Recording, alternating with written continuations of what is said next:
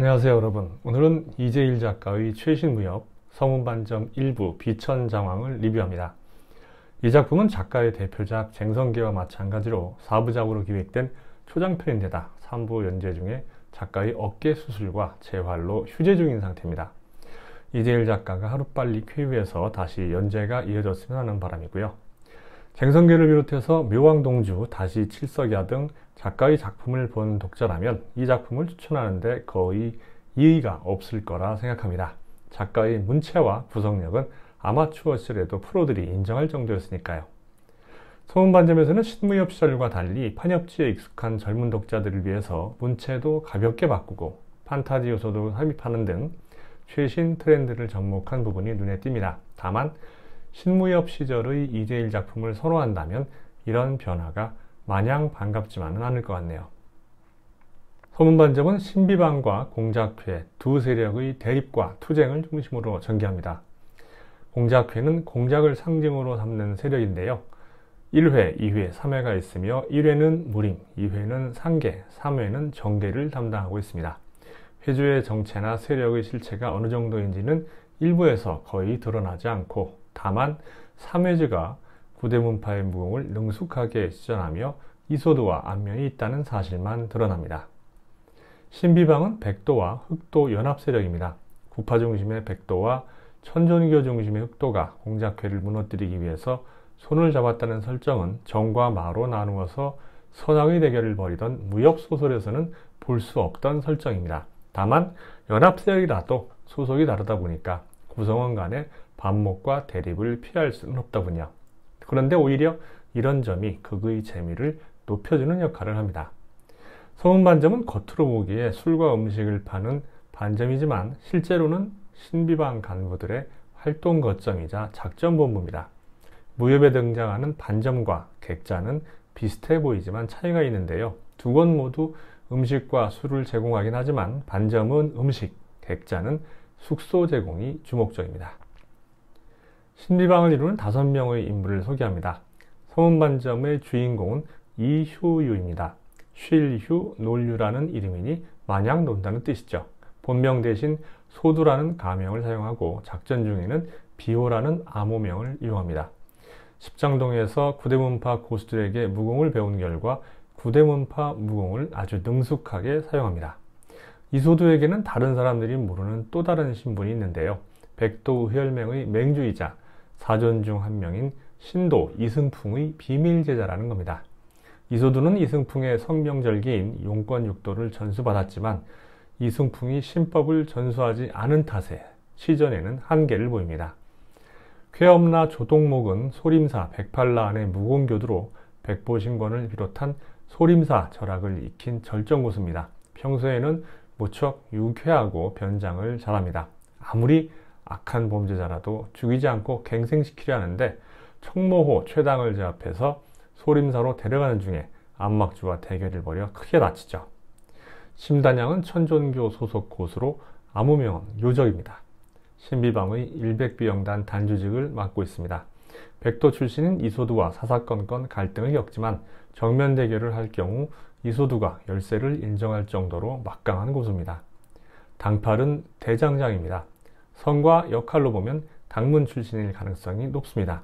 이소두를 키웠기 때문에 이소두가 유일하게 꼼짝 못하는 대상이며 작전을 나갈 때 필요한 기물을 제작합니다.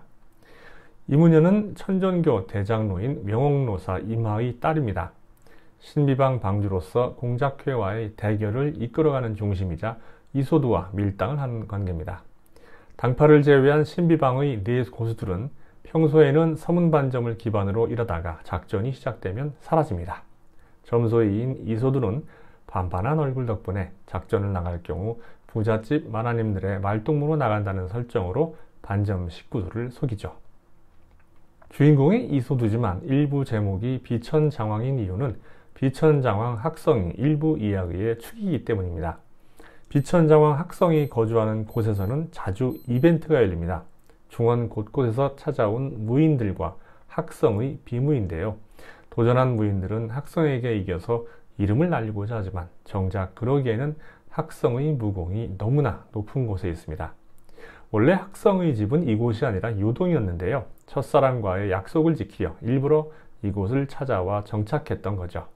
학성이 보호하는 대상은 첫사랑의 딸로 다관을 운영하는 흑두반이라는 아가씨입니다. 그런데 공작회의 공봉이던 강남 쌍선 왕인덕과 낙기가 사존 중 유일하게 소속이 없는 학성을 영입하려 하면서 문제가 발생합니다.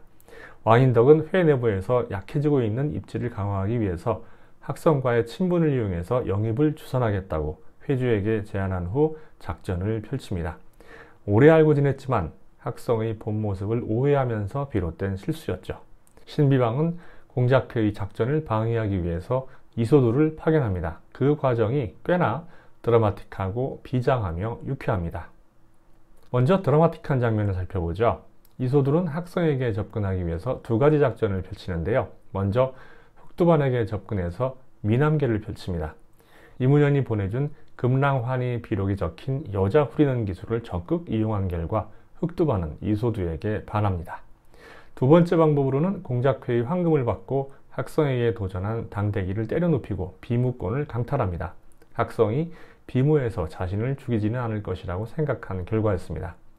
학성은 비무도 중 이소두의 무공과 이질적인 장갑에서 기이한 존재감을 느끼면서 위기감을 느낍니다. 이소두가 시전한 무공은 절전된 천순뇌격이었고 장갑은 환의 변신이었으니까요. 이소두가 천순뇌격의 최강 초식을 전개하면서 학성을 지나친 강기가 비무대 뒤에 있는 관객들에게 향합니다. 이소두는 대상을 감수하면서 강기의 방향을 억지로 바꾸죠. 이소두가 악인이 아니라는 사실을 알게 된 학성은 내공의 손실을 감수하면서 이소두의 부상을 치료합니다. 이 과정에서 학성의 내공이 옮겨가고 덕분에 이소두는 자신도 모르는 사이에 학성의 신법인 병류풍을 시전하게 됩니다. 세옹지마, 불행이 행복으로 돌아온 셈이었죠. 늘 유쾌하던 이소두가 화를 참지 못하고 적을 참살하는 사건이 벌어지는데요. 일이 이렇게 된 근본 원인은 쾌엄나 조동목의 쓸데없는 자비심 때문이었습니다. 조동목이 공작회 맹호당 향주 2명을 사로잡은 후 일백비영단 2명에게 감시를 맡기는데 청모호 최당이 그들을 습격했던 거죠. 그 결과 한 사람은 아예 인수분해돼서 마을마다 한 근씩 전시되고 다른 비영은 사지가 잘린 채 모진 고문을 당하게 됩니다. 이소두는 모든 원인이 자신에게 있다고 생각하고 최당에게 복수를 맹세합니다. 성동격서의 전략으로 최당을 다른 곳으로 유인한 이소두는 최당의 신복을 제거하고 비영단원을 구출합니다. 적의 계략에 속아서 신복들을 잃었다는 사실에 분노한 최당은 쾌엄나 조동목과 대결을 벌이지만 실력 차이를 극복하지 못하고 사로잡힙니다. 소문반점 곳곳에는 작가가 설정한 유머러스한 장면들이 있는데요. 공작회에서 학성의 유일한 약점인 흑두반을 납치한 후에 발생합니다. 소준호가 가주의 둘째 아들인 노신양을 시켜서 흑두반을 강제로 아내로 삼은 다음 학성을 영입한다는 전략이었죠. 이소두는 이 사실을 알고 노신양을 제압한 후에 정신을 잃은 흑두반이 있는 방으로 갑니다. 흑두반을 자기 여자로 만들지 아니면 이문연에 대한 지조를 지킬지 고민하던 이소두는 마침 그곳에 도착한 학성과 눈이 마주치자 당황한 나머지 입에 물고 있던 음약이 섞인 대롱을 마셔버립니다. 음약에 취한 이소두는 그 지역 최고의 기녀인 애월의 방으로 옮겨진 후 애월의 서방님이 되고 맙니다. 이소두에게 홀딱 반한 애월의 반응도 그렇고 정신을 잃은 사이 당해버린 이소두의 푸념도 무척이나 재밌습니다. 주조연 캐릭터 못지않게 눈길을 끄는 존재는 이소두가 지닌 판입니다. 판은 일종의 기생생명체로 무협보다는 SF 영화에 더 어울리는 존재 같습니다. 주인의 뜻에 따라 어떤 형태로도 변형이 가능한 데다 어떤 무기도 막을 수 있고 부술 수 있습니다. 학성조차 비무에서 판의 정체를 알아내려다 치명적인 위기를 맞을 정도니까요. 사실 판은 천종교 전대 천존이자 무림 최강 고수였던 독고일립의 무기였습니다. 판의 신비한 능력은 이야기가 전개되면서 하나씩 드러나는데 놀랍게도 판과 비슷한 기생생물이 여럿 있다는 사실이 드러납니다. 흑두반을 강제로 취하려던 소준호가 노신양은 원래 무공을 모르는 백면서생이었으나 스승인 말람서생의 연옥망 일부를 이직받아서 절정고수가 된 인물입니다. 연옥망은 여인의 음기를 흡수해서 주인의 무공과 능력을 발전시킵니다. 파는 연옥망과 같은 존재를 훈계라고 부르며 일정 범위 안에 있으면 감지할 수 있습니다. 싸움이 벌어질 경우 더 강력한 쪽이 약한 쪽을 먹이로 삼죠. 절정고수인 노신양이 이소두에게 맥을 못 춘 진짜 이유는 어린 상태인 연옥망이 판을 두려워해서 노신양의 몸 안에 숨었기 때문입니다. 판은 일부에서도 자주 출연하는데 뒤로 갈수록 출연 비중을 높이면서 작품의 흥미를 높일 것으로 예상됩니다. 일부 최고의 장면은 세 곳을 꼽을 수 있습니다. 청모호 최당과 쾌엄나 조동묵의 대결, 이소두와 학성의 비무 장면은 근접전의 치열함과 박진감 넘치는 분위기 덕분에 무협의 재미를 만끽할 수 있도록 해줍니다. 하지만 제가 뽑은 일부 최고의 장면은 무거운 분위기가 흐르는 정적인 순간입니다. 그럼에도 앞에 예로 든 살벌한 격투 장면보다 훨씬 위협적이고 폭력적이어서 저도 모르게 긴장하게 되더군요. 강남 쌍성 두 사람은 학성을 찾아와서 차를 마시다가 술자리를 제안합니다. 노신양이 흑두반을 아내로 삼는 동안 학성을 잡아들였던 셈이었죠. 쌍성이 특별히 마련한 술과 안주를 내놓는 순간 다물려 있던 학성의 입이 떨어집니다. 그만하시죠. 한마디가 갖는 무게감에 눌린 강남 쌍성은 아무 말도 못합니다. 하지만 자신들의 역할을 해야 하기에 분위기를 띄우며 다시 술을 권합니다. 그만하시죠. 학성의 눈길을 받고 나서야 두 사람은 학성이 속셈을 다 알고 있다는 사실을 깨닫습니다. 제가 돌아올 때까지 두 분께서는 제 집에서 술을 마시고 계십시오. 제 집에서 말입니다. 학성은 경고를 무시하고 나가면 어떤 일이 벌어질지 알려주는 의미로 자신의 옷고름 끝단을 뜯어버립니다. 절규한다는 뜻이죠. 평소 조용하지만 학성이 분노하면 어떤 일이 벌어지는지 과거에 그 상황을 적나라하게 목격한 왕인덕은 겁에 질린 채 얌전히 집안에 머무릅니다. 주먹질 하나 없고 욕설 하나 등장하지 않는데도 이보다 더 폭력적일 수 있을까요? 본문을 읽어보면서 장면을 한번 상상해 보십시오. 소름이 쫙 끼칠 겁니다. 과연 이재일이라는 말이 나올 수밖에 없는 이유죠. 학성은 초절정 고수로서 뿐만 아니라 직업으로도 독자들에게 충격을 줍니다. 그의 직업은 그의 무공숙이나 명성을 고려할 때 말도 안 되거든요. 학성의 직업은 안마사입니다. 지금까지 읽은 무협 중에 초절정 고수인 주인공이 안마사 같은 직업으로 돈을 번다는 설정을 본 적이 있나요? 제가 기억하는 사례는 좌백의 하급모사의 주인공 장천이 상납금을 바치기 위해서 가게를 내는 사례와 독행표의 주인공 용유진이 표사로 일하는 게 고작입니다. 이마저도 장천이 고수가 되면 일을 안 하고 용유진 역시 표행의 대가로 막대한 돈을 받는다는 점에서 학성의 경우와는 많이 다르다고 할 수 있습니다. 이렇게 따지면 사실 무협의 절정 고수들은 양아치, 조폭이나 마찬가지입니다. 심지어 구대문파도 문도들은 전혀 돈벌이를 안 하면서 인근 상가나 속가제자들의 헌금, 소유전답에서 나오는 수입으로 충당하거든요. 조폭들이 보호비를 갈취하는 거나 마찬가지죠. 그런데 학성은 자신의 직업을 전혀 부끄러워하지 않습니다. 절정고수라도 먹고 살려면 돈이 필요하고 무공을 배우면서 혈도와 관절에 대해 잘 아는 자신의 능력을 이용하는 게 뭐가 문제냐는 거죠. 실제로 학성의 안마를 받은 고객들은 그 효과에 깜짝 놀라면서 단골이 되기를 원할 정도입니다. 이재일은 작품 속에서 미스터리 기법을 가장 효과적으로 활용하는 작가 중 한 명입니다. 다시 칠석야를 읽어보면 무협도 이렇게 미스터리를 적용해서 쓸 수 있구나 놀랄 정도죠. 서문반점에도 미스터리는 풍부합니다.